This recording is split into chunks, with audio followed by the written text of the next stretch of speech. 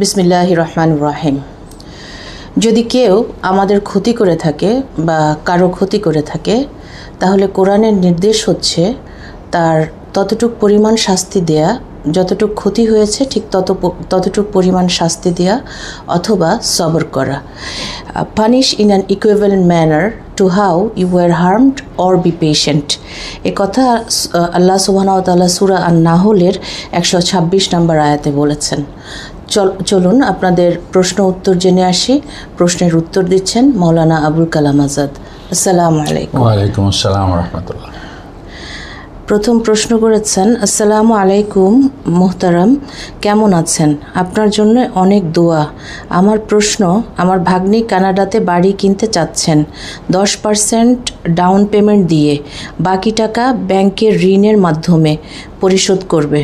কানাডাতে শরিয়া ভিত্তিক কোনো ব্যাংক নেই, তাই সাধারণ ব্যাংক থেকেই ঋণ নিতে হয়। সেই ক্ষেত্রে ব্যাংক একটা লভ্যাংশ নিয়ে থাকে। এখন এটা কি সুদ হয়ে যাবে? সুদ তো হবেই, তবে ক্ষমাযোগ্য এটা হবে, যেহেতু ওখানে কোনো উপায় নেই, ইসলামী ব্যাংকিংয়ের কোনো সুযোগ নেই। সেই জন্য অন্য ব্যাংক থেকে যদি নেওয়া হয়, তাতে যে সুদের উপরে নেয়ার যে অন্যায়, যে অপরাধ, এই অপরাধ আল্লাহ ক্ষমা করতে পারেন। এতটুকু পর্যন্ত আমরা বলতে পারি। জি। দ্বিতীয় প্রশ্ন উনি করেছেন, আমার স্ত্রী প্রায় নামাজ পড়ার সময় চিন্তা চলে আসে, আমি হয়তো আমার মুরব্বিদের মতো মারা যাব। আল্লাহর কাছে কি জবাব দিব? এবং নামাজের ভিতরে অনেক কান্না আসে। এই অবস্থায় আমার নামাজের কোনো ক্ষতি হবে কি না? জনাব হুজুর, আপনার কাছে অনুরোধ রইল আমার জন্যে ও আমার, আচ্ছা এটা পরের অংশ। তো উনি নামাজ পড়তে গেলে ওনার কান্না আসে, অনেক চিন্তা আসে, তো সেক্ষেত্রে কি করবে? এই সমস্ত চিন্তাগুলির বৈধতা আছে, এটা ঠিক, কিন্তু নামাজের ভেতরে এই চিন্তা আসবে এবং এর দ্বারা নামাজের প্রতি মনোযোগ বিচ্ছিন্ন হয়ে যাবে। এমনটি যদি সম্ভাবনা থাকে, তাহলে এই চিন্তাকে প্রশ্রয় দেওয়া যাবে না। আপনি দিলে দিলে আউযু বিল্লাহি মিনাশ শাইতানির রাজিম পড়বেন, কারণ শয়তান চায় যে এমনভাবে আপনাকে অনুপ্রবেশ করবে আপনার মধ্যে যে আপনি মনে করবেন যে এটা আল্লাহর জন্য হচ্ছে, কিন্তু আসলে সেটা হচ্ছে না, আল্লাহর জন্য হচ্ছে না, সেটা হচ্ছে নিজের নফসানিয়াত, কুপ্রবৃত্তির প্ররোচনা থেকে এগুলো হয়ে থাকে, শয়তানের ওয়াসওয়াসা থেকে এগুলো হয়ে থাকে। জি, শয়তান অনেক সময় ইবাদতের মধ্যে দিয়েই ঢুকে প্রবেশ করার চেষ্টা করে ভালো কাজের। তো উনি শেষটুক বলেছেন যে, জনাব হুজুর, আপনার কাছে অনুরোধ রইল আমার জন্য, আমার পরিবারের জন্য দোয়া করবেন। আপনার এই মেহনতের জন্য আমরা আপনার কাছে কৃতজ্ঞ। জাযাকাল্লাহ খায়রান। বারাকাল্লাহু ফিকুম। আল্লাহ আপনাদেরকে সাহায্য করুন, বরকত দান করুন, রহম করুন, দুনিয়ায় রহম করুন, আখিরাতেও রহম করুন। জি। আসসালামু আলাইকুম ওয়া রাহমাতুল্লাহি ওয়া বারাকাতুহু। It's my request not to go to NTV because your YouTube channel is more better with your daughter's presentation. United States, Muhammad Shahidullah. আলহামদুলিল্লাহ, আপনার এই মত প্রকাশ করার জন্য আপনাকে অনেক ধন্যবাদ, অনেক শুকরিয়া। ইনশাআল্লাহুল আজিজ এটা বিবেচনায় রাখার চেষ্টা করব, আল্লাহ চায় তো। জি, আমি একটু বলবো আব্বা কথা। জি, আসলে এনটিভিতে যাওয়ার বিষয়টা হচ্ছে যে এনটিভিতে যাওয়া দরকার, কারণ এনটিভি একটা বিশাল এরিয়া কভার করে, মানে বিশ্বের প্রায় সব এরিয়াই এনটিভি কভার করে, যার জন্য এনটিভি থেকে যদি ইসলামের দাওয়াত দেওয়া হয়, সেক্ষেত্রে ইসলামের দাওয়াত আরও বেশি প্রচার প্রসার পাবে। আর ইউটিউবে আমি যেই প্রোগ্রামটা আব্বাকে নিয়ে করছি, এটা আসলে আব্বা আমাদের জন্ম থেকেই এরকম একটা স্ট্যান্ডে থেকেছেন সব সময়, যে আমরা 3 ভাই বোন আব্বাকে যা বলেছে আব্বা তাই শুনেছে। এমনকি যেটা আব্বার সঙ্গে একদমই স্যুট করে না, শুধু যদি এটা ইসলামিক্যালি প্রহিবিটেড না হয়, তাহলে আব্বা এমন কোনো কথা নেই যে শোনেন নাই আমাদের। এবং আব্বা আমার ক্ষেত্রে বিশেষ করে যেখানেই গিয়েছেন আমাকে সাথে রেখেছেন, তার অফিসে, তার কাজে, তার ভ্রমণে, তার বাড়িতে, সব জায়গায় আমাকে সাথে নিয়ে করেছেন। এটিএনে যখন আব্বা প্রথম অনুষ্ঠান শুরু করেন তখন আমি স্ট্যান্ডার্ড 8-এ পড়তাম, এবং আব্বার অনুষ্ঠানের পরপরই আমাকে এটিএন থেকে বলল যে মা খাদিজা রাদিয়াল্লাহু আনহার উপরে একটা বক্তব্য রাখতে, ওনার লাইফ নিয়ে। তো আমাকে আব্বা পাঠিয়ে দিলেন এটিএনে এটা বলার জন্য, স্ক্রিপ্ট রেডি করিয়ে এই জ্ঞান দিয়ে পাঠিয়ে দিলেন। এবং আরকানুল্লাহ হারুনি ছিলেন তখন উপস্থাপক এটিএন বাংলার। তো আরকানুল্লাহ হারুনি চাচা আমার প্রথম টেক নিয়ে বললেন যে ওর ভিতরে তো সাংঘাতিক ক্যামেরা স্মার্টনেস, মানে আমার এক টেকে হয়ে গিয়েছিল, কোনো কাট হয়নি। তো ওই যে ওইখান থেকে শুরু। এরপরে আব্বা এনটিভিতে গিয়েছেন, আমাকে এনটিভিতে রেখেছেন। তো এটা আব্বা সব জায়গায় আমাকে নিয়ে সব কিছু করেছেন আলহামদুলিল্লাহ। এখন আব্বার যে এইজ চলছে, এতে করে আমি চাই যে এনটিভিতে আব্বা যাবেন, কারণ এটা একটা বিশাল জায়গা, অনেক বড় জায়গা ইসলাম প্রচারের জন্য। এবং আব্বাকে যত রকম সাপোর্ট দেওয়া দরকার, ওইখানে দরকার হয় আমি সাথে করে নিয়ে যাব, আমি থাকবো, দেখাশোনা করব যতটুকু সময় প্রোগ্রাম করে, এবং আবার বাসায় নিয়ে আসব, সেটা আমি করব। আর আমার ইউটিউবটা তার জন্য বন্ধ হয়ে যাবে তা না। আমি সপ্তাহে হয়তো বা একটা দিন সময় পেলেও ওই একটা দিন আব্বার কাছ থেকে হয়তো বা সপ্তাহের 4টা প্রোগ্রাম আমি করে রাখতে পারবো। সুতরাং দুইটাই পাশাপাশি চলতে থাকবে। তো আপনারা দোয়া করবেন যেন আব্বা সুস্থ শরীরে এনটিভিতেও এই প্রোগ্রামটা চালাতে পারেন। একটি কথা, ওনার কথার সাথে আমি অনেকটা একমত। জি, যে আসলে যেমন একজন ডাক্তার যদি ভালো চিকিৎসা জানেন, তাহলে সে ডাক্তার যেখানেই থাক মানুষ সেখানেই যায়। জি, আমার মনেও এই কথাটা আসে যে এই ইউটিউবেই হতে পারে যে আমরা চলতে থাকলাম, এবং অন্য জায়গার থেকে লোকেরা ইউটিউবে আসবে আমাদের প্রোগ্রাম শোনার জন্য, যদি প্রোগ্রামের ভিতরে রহমত বরকত আল্লাহ নাজিল করেন। জি, আল্লাহ। এই জন্য আমিও মনে করি যে এই বয়সে better not to go anywhere, শুধু এনটিভি কেন, আল্লাহ আমাদেরকে সাধ্য দিন। আবার ওই কথার সঙ্গে তোমার ওই কথার সাথেও আমি একমত যে সেখানে যাওয়া উচিত, এবং এভাবে ডিফারেন্স অফ অপিনিয়ন হবে, তার ভেতর থেকে আমরা যেটা সময় বলে দেবে আমাদেরকে ইনশাআল্লাহ যে কোন দিকে আমরা যাব। জি, ইনশাআল্লাহ। তৃতীয় প্রশ্ন করেছেন, দাদার কাছে আমার প্রশ্ন হচ্ছে, আমি নতুন ঢাকায় থাকছি বলা যায়। সেদিন মাছ বাজারে গিয়ে দেখলাম শিং মাছকে লবণ দিয়ে মেরে সাথে সেই তাজা মাছকে ছুরি দিয়ে কেটে দিচ্ছে। গ্রামের হাট বাজারে এরকম কখনো দেখিনি। এখন কথা হলো, শরিয়া মোতাবেক মাছকে এতটা কষ্ট দিয়ে রান্নার উপযোগী করা কি ঠিক? এটা খাওয়া কি হালাল হবে? সৈয়দ নাহিদ। না, এই কথা ঠিক যে কষ্ট যত কম দেওয়া যায় তাই ভালো, বেশি কষ্ট না দেওয়া, এবং এই নির্মম আচরণ না করা, মানুষের সঙ্গেই হোক বা অন্য কোনো সৃষ্টির সঙ্গেই হোক, সেটাই আল্লাহ পছন্দ করেন। জি, কিন্তু কিনে খেতে পারবে কিনা সেটা জিজ্ঞেস করেছে, যে এই মাছ কিনতে পারবে কিনা। না, কিনে খাওয়া যাবে, তাতে কোনো অসুবিধা নেই। 4 নম্বর প্রশ্ন করেছেন, আসসালামু আলাইকুম মৌলানা সাহেব, আমি ভীষণ ভারাক্রান্ত মনে আপনার শরণাপন্ন হয়েছি। আমার একটা মেয়ে আছে, মেয়েটা প্রাপ্তবয়স্ক হয়েছে। আমি অনেক চেষ্টা করেও তাকে দিয়ে পর্দা করাতে পারি নাই।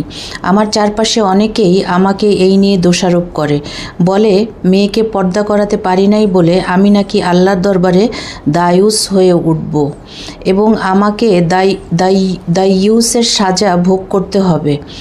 আমি আমার মেয়েকে বলেছি তোমার বাবাকে আল্লাহ দায়ুসের শাস্তি দিবে, কিন্তু তারপরেও সে মাথায় কাপড় দিতে রাজি না। এখন এমতো অবস্থায় আমি কি করতে পারি? আপনি আল্লাহর কাছে দোয়া করতে পারেন, এবং আপনার এই চেষ্টা যে ব্যর্থ হয়ে গেছে তা মনে করার দরকার নাই। চেষ্টা অব্যাহত রাখেন, এবং চেষ্টা ফল আপনি পাবেন বলে আশা রাখেন, আল্লাহর কাছে আশা রাখেন। হতে পারে আল্লাহ তার মনের অবস্থা শিগগিরই পরিবর্তন করে দেবেন ইনশাআল্লাহ। কিন্তু দায়ুস তো আবার যে বাবা চেষ্টা করলো না, কিন্তু মেয়ের জন্য মেয়ের আমলনামা হয়ে যাওয়ার পরে তার দায়ভার তার বাবার উপরে আসবে না। না, দায়ুস কথাটি এখানে প্রযোজ্য না। দায়ুস হলো যে নিজের ঠিক পথে চলার চেষ্টা করে, কিন্তু পরিবারের লোকেরা পর্দা করলো না, হারাম উপার্জন করলো, অন্য কোনোভাবে সুযোগ সুবিধা নিল, অবৈধ সুযোগ সুবিধা নিল, সে ব্যাপারে খেয়াল করলো না, সেটাকে খারাপ মনে করলো না, এমন গার্জিয়ানের কথা বলা হয়েছে। জি। আসসালামু আলাইকুম শায়েক, আমার বাচ্চার বয়স 9 বছর, তার কিডনি 2টা অকার্যকর হয়ে গেছে। ইন্নালিল্লাহ। ডাক্তার বলেছে যদি আমি কিডনি ট্রান্সপ্লান্ট করাই তাহলে আমার বাচ্চাটা বেঁচে যাবে, কিন্তু অনেকে বলছে কিডনি ট্রান্সপ্লান্ট ইসলামে জায়েজ নয়। আমি আপনার কাছে জানতে চাই আল্লাহ কি কিডনি ট্রান্সপ্লান্টের অনুমতি দিয়েছেন কিনা? এটা বাধা নাই, ট্রান্সপ্লান্ট করা যায়। আমি জানি না আপনি কোত্থেকে শুনেছেন এবং যিনি বলেছেন তিনি কতটা রিলায়েবল সোর্স থেকে পেয়েছেন তাও আমি জানি না, তবে ট্রান্সপ্লান্টে কোনো সমস্যা নাই। জি, যদি অনুমতি থাকে তাহলে আর একটা বড় সমস্যায় আমি পড়েছি, সেটার ব্যাপারে সাহায্য চাই আপনার কাছে। সেটা হচ্ছে আমি আমার বাচ্চাটাকে ইন্ডিয়া নিয়ে গিয়ে চিকিৎসা করিয়েছিলাম এবং সেখানে হসপিটাল থেকে আমাকে একজনের কিডনি ব্যবস্থা করে দেওয়া হয়েছে, কিন্তু সমস্যা হচ্ছে তিনি হিন্দু ধর্মাবলম্বী। এখন আমি কি একজন হিন্দু মানুষের কিডনি নিতে পারবো?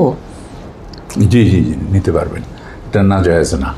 আপনি তারটাও নিতে পারেন, আপনি কোনো ভিন্ন ধর্মের লোকের প্রয়োজনে সাড়াও দিতে পারেন, তাকে আপনি যদি এরকম ব্যবস্থা করে দিতে পারেন, সুযোগ করে দিতে পারেন, সেটাও জায়েজ আছে।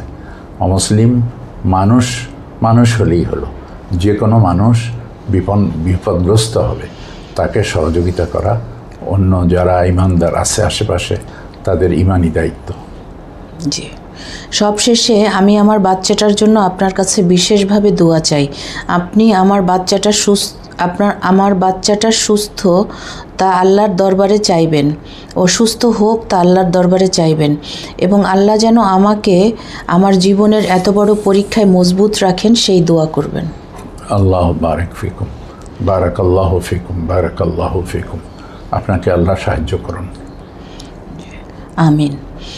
আসসালামু আলাইকুম। শ্রদ্ধেয় মাওলানা আবুল কালাম আজাদ, অফিসের কলিগ বা বন্ধুদের মধ্যে আড্ডা চলাকালীন একটা টপিক খুব আলোচনার কেন্দ্রবিন্দু হয়ে ওঠে, আর সেটা হচ্ছে কে ভালো বা কে খারাপ।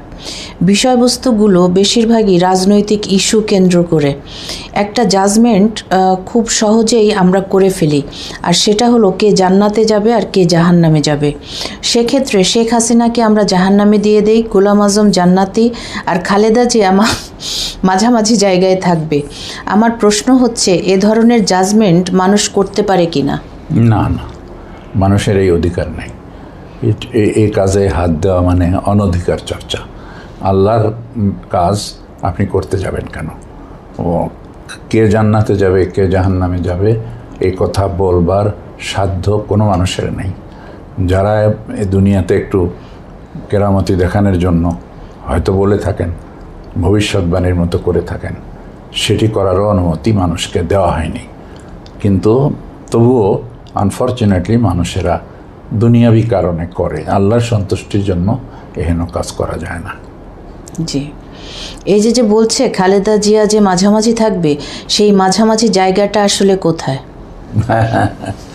না, মাঝামাঝি জায়গাও থাকবে, সেটা হলো সূরা আরাফ পড়ি আমরা, ওর মধ্যে আছে জান্নাত জাহান্নামের মাঝখানে একটা জায়গা আছে, সেটাকে আরাফ বলা হয়। তবে খালেদা জিয়াকে যে ওই রকম কোনো জায়গায় রাখা হবে যে কথা বলছেন আপনি, কিভাবে বলতে পারলেন আল্লাহ ভালো জানে। আপনার বলাটা আপনি এ ধরনের আর বলবেন না। আর সব ভাই বোনকে অনুরোধ করব যে এ ধরনের কথা বলবেন না। জান্নাত জাহান্নাম, জান্নাতে যাবে আশা করবেন যার ঈমান আছে, শিরক করে না, ঈমান আছে এবং আল্লাহর সাথে শিরক করে না, এই ধরনের ব্যক্তিবর্গ বা ব্যক্তিরা আল্লাহর ক্ষমা পাবে, আল্লাহর রহমত পাবে, জাহান্নাম থেকে বাঁচতে পারবে, জান্নাতে যেতে পারবে। ইনশাআল্লাহ। ইনশাআল্লাহ। দুষ্টুমি করে, মস্করা করে এ ধরনের কথার ভার কতখানি একটু জানালে অন্যদের মাঝে অ্যাওয়ারনেস ডেভেলপ করা সহজ হতো।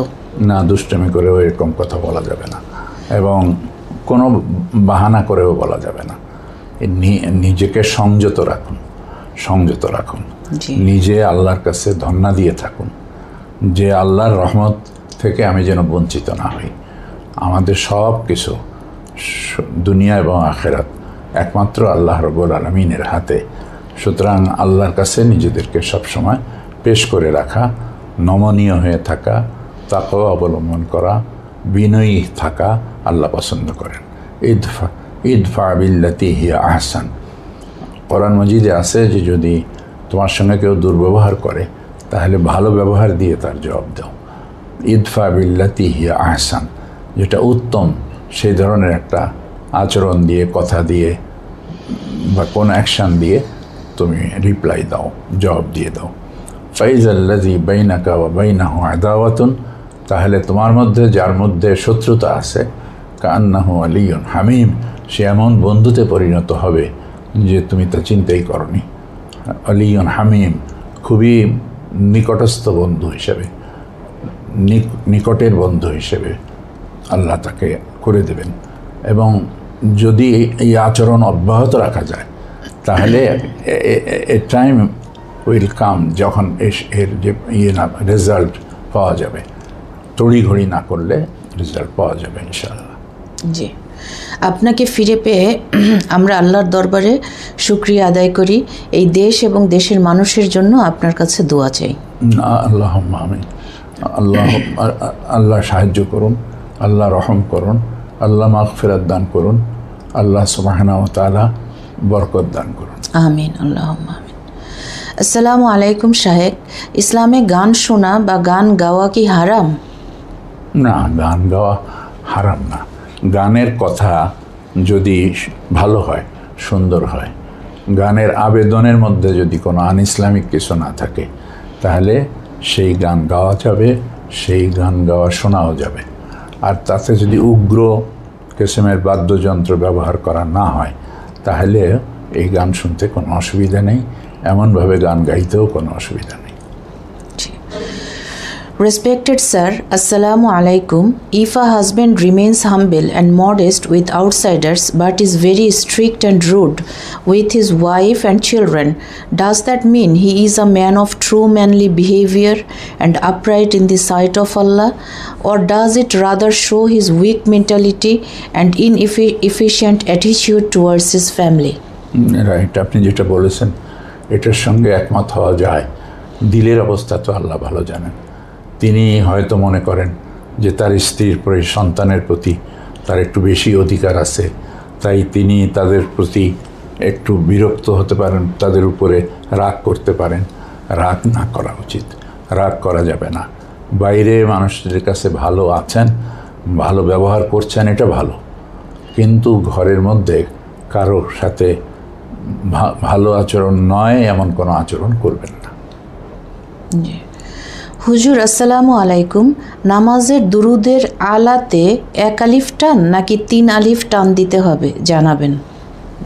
না, নামাজের ভিতরে 3 আলিফ টানা লাগবে না, 1 আলিফ টানলেই হবে।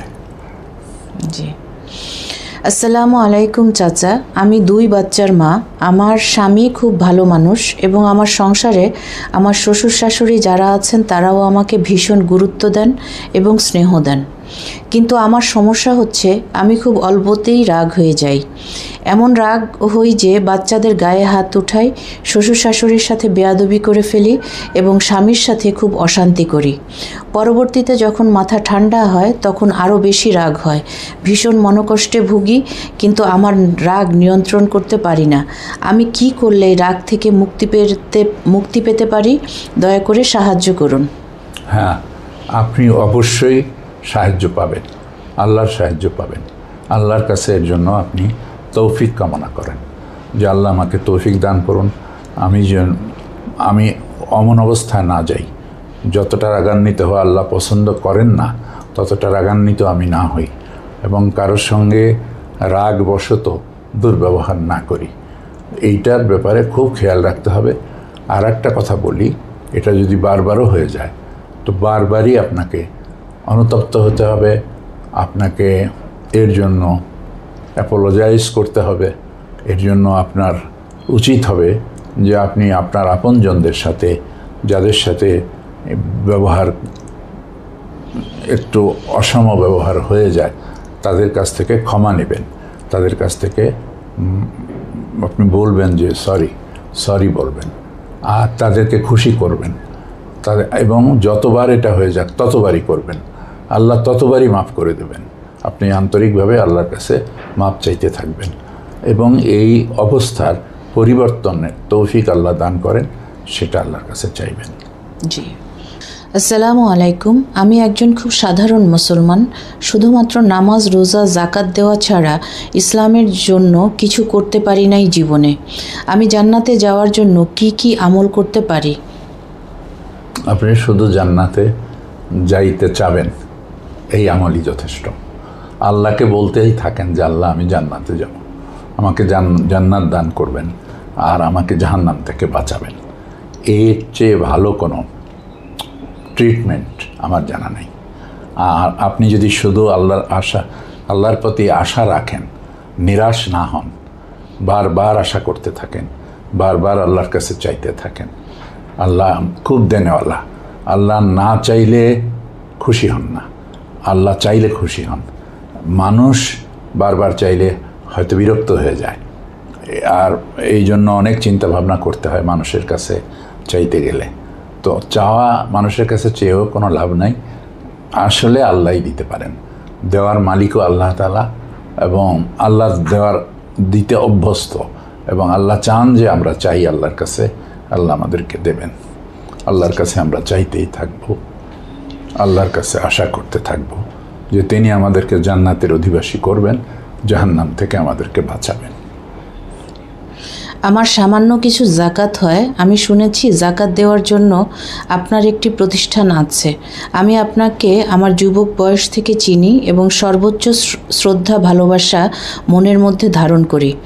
আপনার প্রতিষ্ঠানে জাকাত দেওয়া মানে একটা সঠিক জায়গাতে জাকাত ইউটিলাইজ করা, এটা আমি মন থেকে বিশ্বাস করি।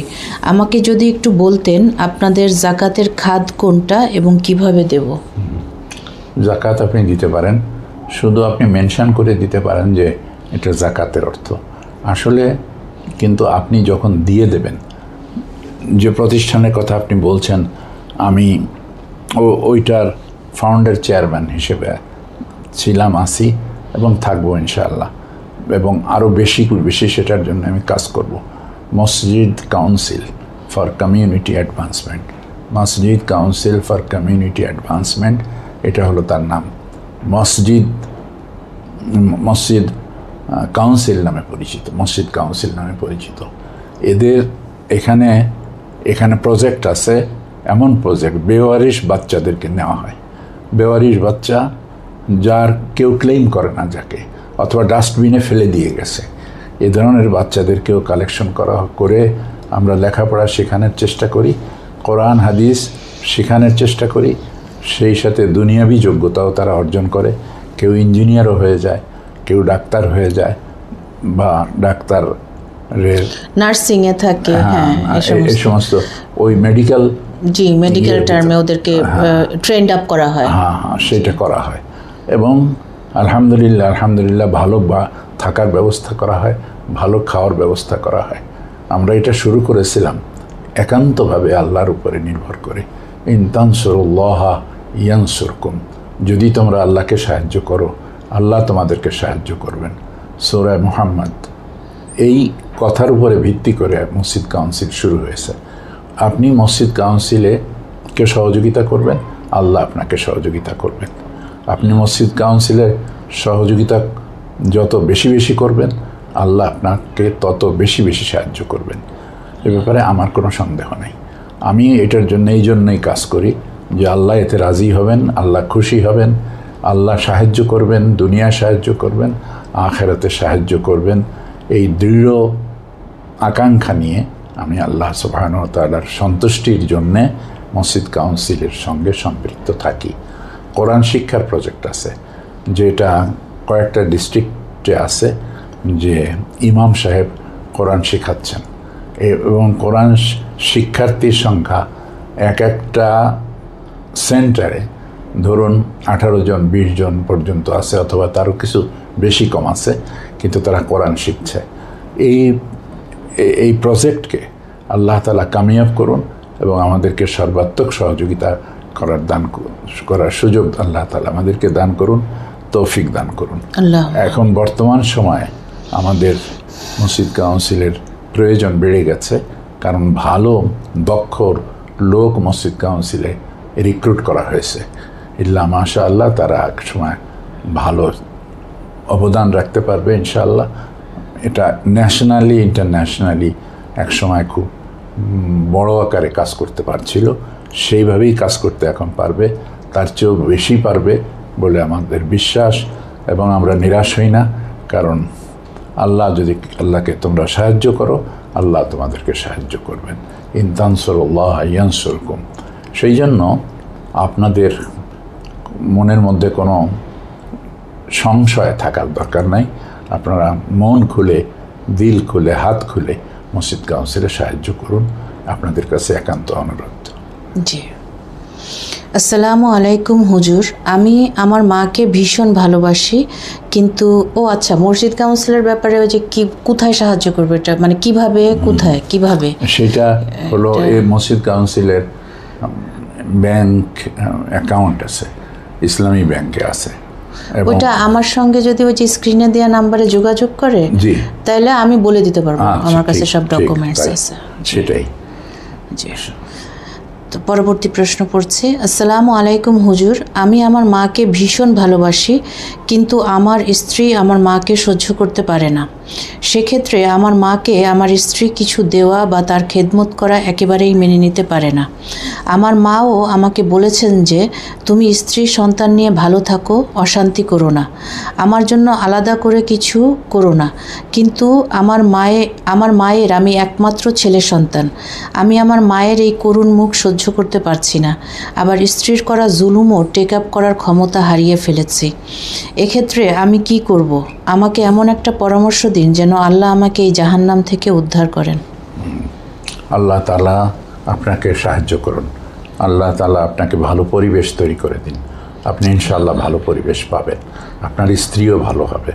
আপনি জানবেন যে স্ত্রীর যে হক, তার জায়গায় তার যেমন হক আছে, মায়ের জায়গায় মায়ের হক আছে, বাবার হক, আব্বার হক আছে। এটা কেউ কারোর জন্য স্যাক্রিফাইস করা লাগে না। প্রত্যেকের জন্য আমি আমার ভাইকে ভালোবাসি, আমার মাকে ভালোবাসি, আমার বোনকে ভালোবাসি, আমার আব্বাকে ভালোবাসি, আমার সন্তানদেরকে ভালোবাসি, ছেলে মেয়েদেরকে ভালোবাসি।